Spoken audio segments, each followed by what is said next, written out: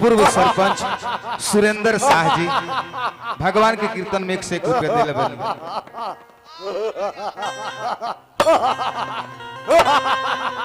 राजा 75 को पूरी खाया है।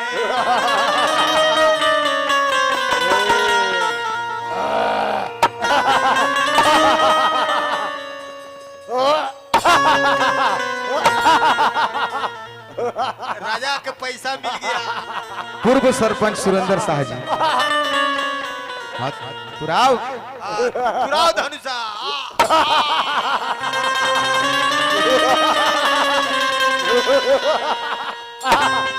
हमने हिंदू समाज में हमने में बिहार में 38 जिला बा। 38 जिला में जब अष्टजाम खत्म होला तब विवाह महिला विवाह कीर्तन करावल जाला। प्रसंग हम ओजी से शुरू करतनी कि जौना बेरा राजा जनक जी एगो कठिन प्रण कइनी। राजा जनक जी कठिन प्रण कइनी वहां के ऐलान करौनी कि ए देश विदेश के राजा बूढ़ जवान लड़का सियान से कोनो मतलब नहीं है। अब ये देखी अब विश्वामित्र जी बाबा आगे आगे बानी। राम लक्ष्मण जनकपुर में ये प्रवेश कैले बानी लो। आ राजा जनक जी प्रण कैले बानी जे शंकर भगवान के धनुष के तुर दी ओकरे से सीता जी के शादी हुई। कि हल चल भइल बनगरिया में हल चल भइल बनगरिया में राजा जनक दरबार है राजा जनक दरबार है। सखी लो आपस में बतियावत ए सखी सुननु राजा जनक जी प्रतिज्ञा कैले बड़े जे वीर तुरी हन शिव के धनुहिया हो जे वीर तुरी हन शिव के धनुहिया हो सिया डली है गारावा में हार है सिया डली है गारावा में हार है।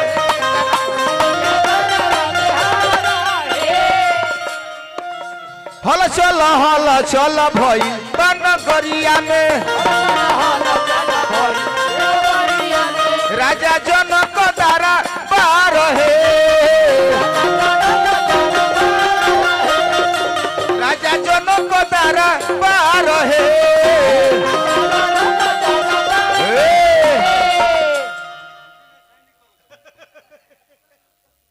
आज अशोक चाचा गोस्वामी तुलसीदास जी एगो चौपाई लिखले बनी। हर किस्सा नंदू तब जनक बुलाए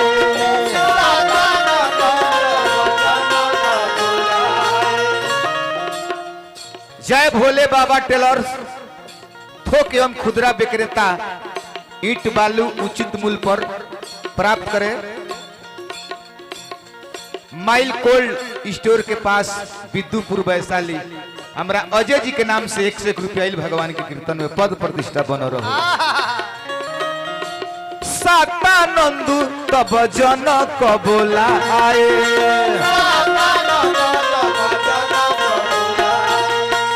कौशिक मुनि पही तुरंत पठाए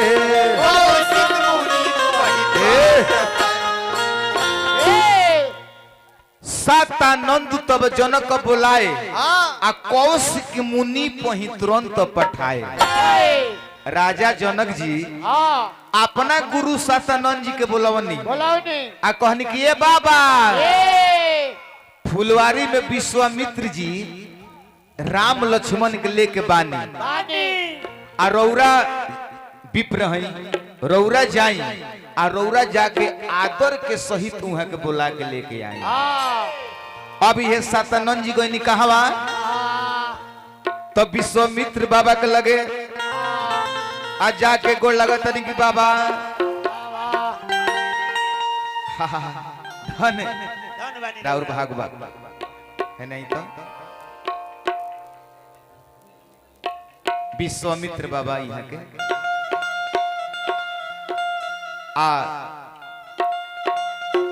सातानंद जी जाके कहते कि हे महाराज है दू जना बाबू लो बालो ये दोनों जना बाबू के लेके आज जहाँ धनुष जग होता वो जरूर लेके चल कि रौरा के हो हरे रौरा के चली राजा जी बोलौनी हो तो रौरा के चली राजा जी बोलौनी हो अरे रौरा के चली राजा जी बोलौनी हो तो सगवा में लेली होई दुई गोला नवा सगवा में लेली होई दुई गोला नवा कि धन धन हर भाग रौरा पौरा के चली राजा जी बोलौनी हो तो रौरा के चली राजा जी बोलौनी हो अरे रौरा के चली राजा जी बोलौनी हो जनक जी के कहला के अनुसार सतानंद जी गईनी आ इहे विश्वामित्र जी के संग में लेके आईनी कहवा तो जहां धनुष जग होत रहे तहां गोस्वामी तुलसीदास जी दोहा लिखले बनी कि सब मन चनते मंच एक आदित्य राज जी सुनत नीनू कि सब मन चनते मंच एक सुंदर विशद विशाल मुनि समेत दो बंधु बैठा रे महिपाल ए तुलसी बैठा रे मही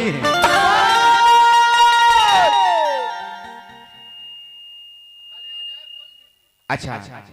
आदरणीय हमरा अजय भैया ईट बालू के दुकान बाटे विक्रेता बानी हाँ माइल कोल्ड स्टोर के पास नंबर का देवे के बाबे हम बोलले बनी काजी अजीत भैया अजय भैया बड़ी कीर्तन के प्रेमी हैं यही से भगवान के कीर्तन में दिल बनी ओ सभा में सब मनचंत मंच एक सुंदर विशद विशाल आ मुनि समेत दो बंधु तह बैठा रे महिपाल वो सभा में सबसे एगो ऊंचा मंच बनाव रहे जौना मंच पर राम लक्ष्मण आ विश्वामित्र जी बैठ बनी अब देखी राजा जनक जी के दरबार में देश विदेश के राजा लोग जुटल बा जेंगरौआ लोग बैठल बनी वही गोनिया राजा लोग बैठल रहे वही सभा में विश्वामित्र जी भी आके बैठल बनी सीतो माता का स्थान दियल बा आ तब राजा जनक जी के एगो भाट अइले आ राजा जनक जी जौन प्रण कैले रहनी सारा राजा लोग के सुनावत रे कहत रे कि हे देश विदेश के राजा हमरा राजा जनक जी के प्रण बा कि जे वीर कहा बात है सो जे वीर हे शिव के धनुष के तोड़ दी ओकरे से सीता जी के विवाह हो जाए गोस्वामी जी और लिखले बनी यो जी के चौपाई हो चाचा कि जिनकी रही भावना जैसी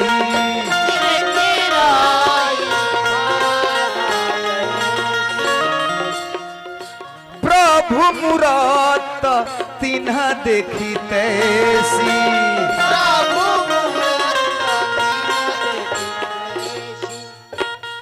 जिनकी रही भावना जैसी आ प्रभु मूरत तीन देखी तैसी डिस्टर्ब करते नहीं लो डिस्टर्ब करते नहीं लो जिनकी रही भावना जैसी प्रभु मूरत तीन देखी तैसी उनमें दानों लोग भी अपन रूप बदल के धनुष जग में आई रहे आ उ लोग जो भगवान राम जी के देखे न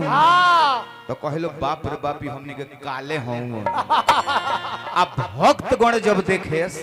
तो बुझस कि भगवान है तो ऐसे गोस्वामी जी लिखनी कि जिनकी रही भावना जैसी आ प्रभु मूरत तीन देखी तैसी इतने ना हदे भाई लोग एगो चोरो चोरी करे जाला नु हे बरहम बाबा के स्थान पर चोर चोरी करे जाई नु तो ओहो बाबा के लगवाई कही कि ये बरहम बाबा जा तनी फलानवा के घर में डाका डाले ऐसन करियो कि ओकरा घर भ के रात भर सुतले रह जा ऐसे कि वो चोरवे के विश्वास बाटे आ कि ये बाबा के गोड़ लागे तो हम रक्षा करी ऐसे कि हर एक इंसान के पालन पोषण करेला उहे एक आदमी बाड़े जे सब करे के पालन पोषण करते रहे ना जी अब राजा लोग अपना अपना स्थान से उठे लागल के गनिया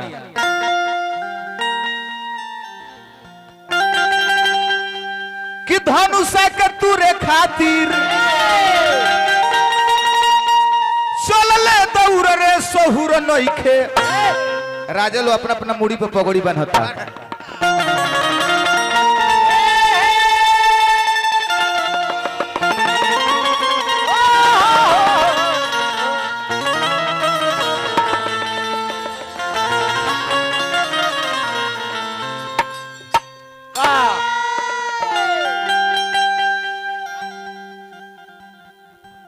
कि धनुषा के तुरे खातिर कि चलले दौड़ रे सहुर नइखे रे सहुर नइखे तो जोर जोर तो जोर लगोले भरपूर रे सहुर नइखे जोर लगोले भरपूर रे सहुर नइखे राजा लो अपना अपना स्थान पर से उठ गइल आ उठ के वो धनुष के जाके लागल आजमावे के गनिया जाके आजमावता राजा लो उठल बा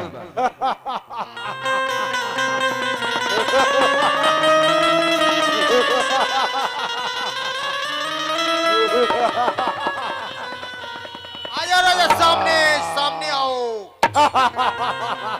पूर्व सरपंच सुरेंद्र शाह जी भगवान के कीर्तन में 101 रुपया दिले बनी राजा ढेर खाया है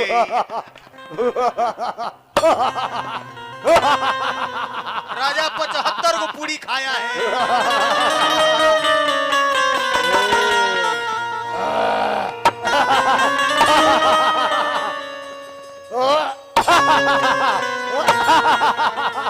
राजा के पैसा मिल गया पूर्व सरपंच सुरेंद्र शाह जी पुराव पुराव धनुषा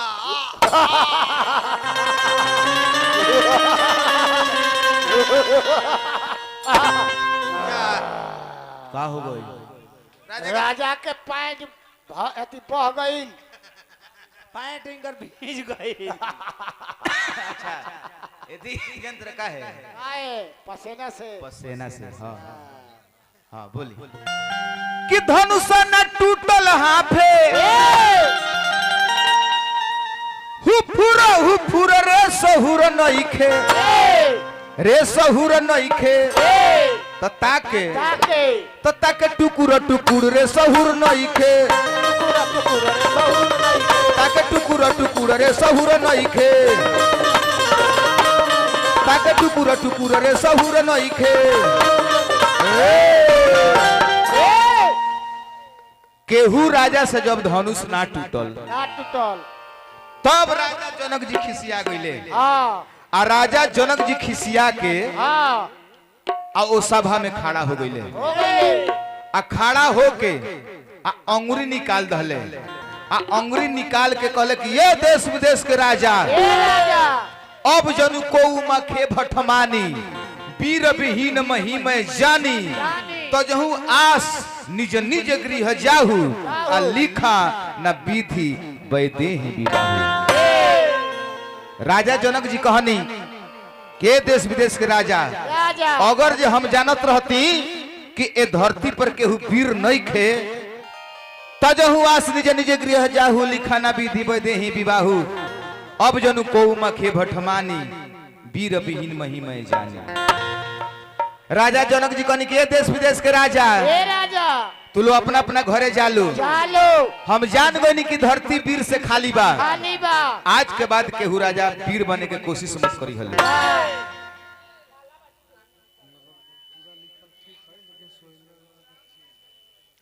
अच्छा हमना आदरणीय माननीय सुरेंद्र बाबा के शिष्य बनी जय भोलेनाथ बाबा टेलर्स हमरा अजय भैया आ पद प्रतिष्ठा हमेशा बन रहो भगवान के कीर्तन में मन लागो रहो। राजा हाला ना राजा जनक जी चारों अंगुली घुमा के आ कहतनी तो ई अंगुली चल गई लक्ष्मण जी की ओर। लक्ष्मण जी क्रोधित हो गई नी भरल सभा में खड़ा हो गई नी कहनी के राजा जनक सब कर अंगुरी दिखावत रह ठीक बा लेकिन ई अंगुरी तू हमरा के काहे दिखावत रह हम अनुशासन में बानी ए जी बगले में गुरु जी बैठल बानी।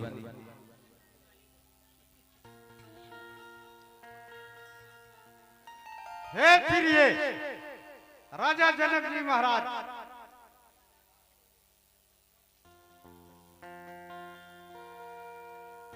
आप ऐसा वाणी नहीं बोलना चाहिए।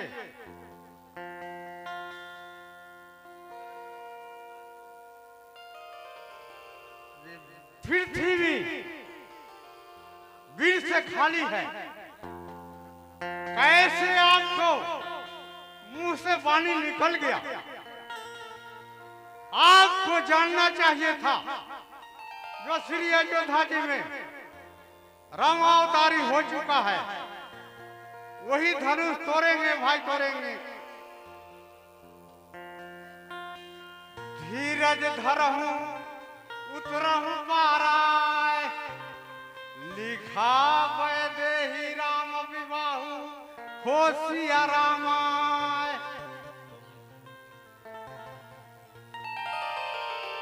हे राजा जनक जी महाराज राजा राजा भाई ए भाई राजा राजा में प्रिय होते हैं तो सुन लीजिए थोड़ा सा वाणी।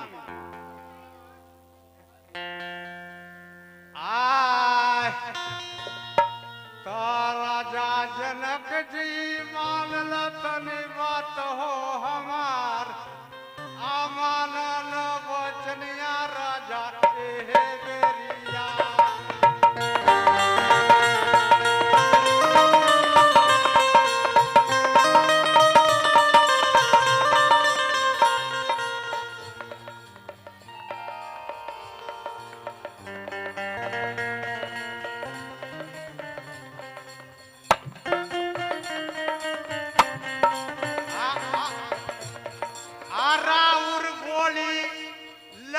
गोली के समान अमानन वचनिया राजा ये है बेरिया।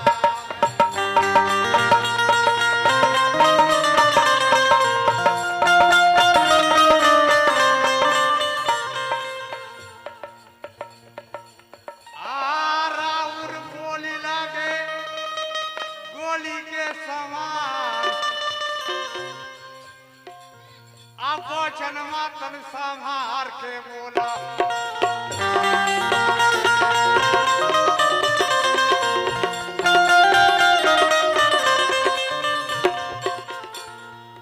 राजा सुनला बात हो हमार अमानन वचनिया ये है बेरिया।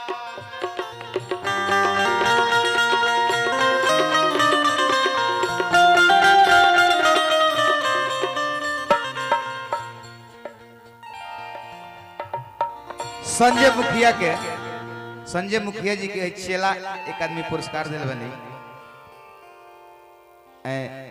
अजय भैया तो नमवे हमारा याद हो गई। चला है ईट बालू के दुकान साइल में भगवान के विवाह में अब पैसो लिया जाओ। तो राजा जनक जी कहनी ये देश विदेश के राजा तू लोग अपना अपना घरे जा लो। चलो ब्रह्मा जी हमारा बेटी के शादी नहीं खोलने के लिए तो होई के गनिया कि धनुषा जोग रचवनी मन में कि हमारा धीर नई खे तो जन गोइनी की दुनिया में केहू वीर नई खे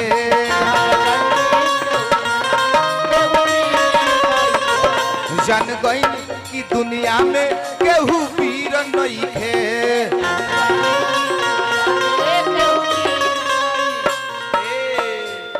ए देश विदेश के राजा तू लो अपना घरे जा जा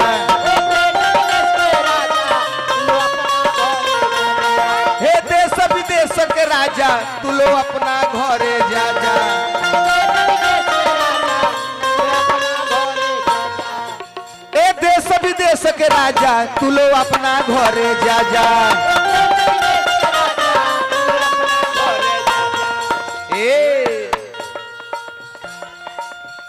तो शादी सीता जी का लिखो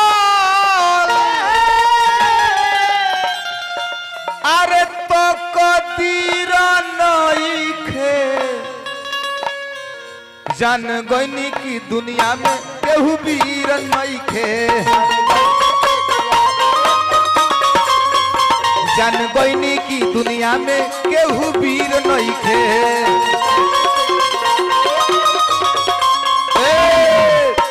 चारू और अंगुरी घुमा के राजा जनक जी कहनी कि देश विदेश के राजा रौरा अपना घरे जाई लो। जनक राजा कहनी कि ये देश विदेश के राजा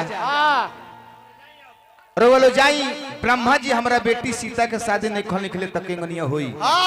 ई अंगुरी लक्ष्मण जी की ओर चल गई। लक्ष्मण जी खिसिया के खड़ा हो गई नी कहनी कि राजा जनक सबकरा कौरा अंगुरी देखौले बनी ठीक बा लेकिन ई अंगुरी हमरा के काहे देखौले बनी अनुशासन में बानी बड़ भाई हमर राम एजी बैठल बनी खाली हमारा भैया के आदेश हो जाओ तो ए धनुष के सोज जन दौड़ के लेके चल जाए दौड़ के लेके चल आए ए धनुष के मुरई के सामान उखाड़ दे आ धोइला के सामान छोड़ दे। ए भाई विश्वामित्र समय सुबह जानी बोली गरीबन के नेता गरीबन पासवान संजय बाबू मुखिया जी के चेला अजय जी के नाम से भगवान के कीर्तन में आई। पंकज कुमार 11 नंबर वार्ड से भगवान के कीर्तन में दिल बनी पद प्रतिष्ठा हमेशा बन रहो। अब ये मुकेश कुमार यादव जी के तरफ से भगवान के कीर्तन में आइल बा। विश्वामित्र समय सुबह जानी बोले अति सने में बानी उठहु राम भौजौ भौ चापा आ मेटहु तात जनक परितापा। अब विश्वामित्र जी कहनी के बबुआ राम का देरी कैले बनी कि उठ सुरेंद्र बाबा हमरा के यहाँ के विवाह कीर्तन के सम्राट कहले स्वर्गीय फागू बाबा फागू पंडित आ उहे के गावल बजावल सुन के हमनी के गाइले सन बजाइले सन तो उहा के भाव हवे कि उठी ए दीनानाथ ततुर दीना शिव के धनुहिया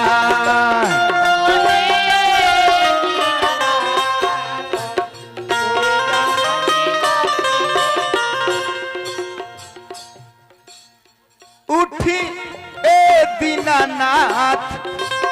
तुर दीना शिव के धनुहिया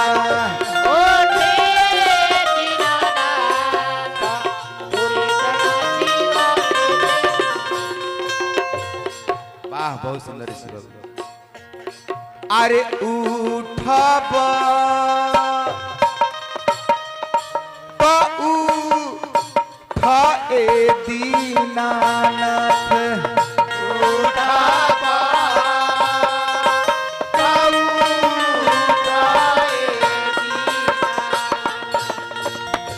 उठ ए दीनानाथ तुरुदना शिव के धनुइया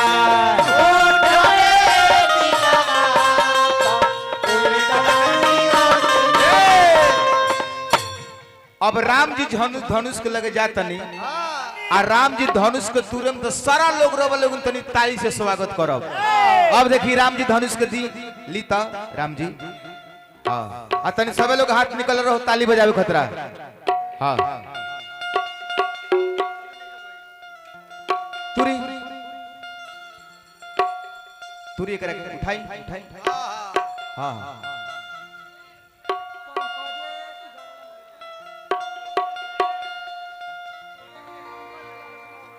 पंकज जी 11 नंबर वार्ड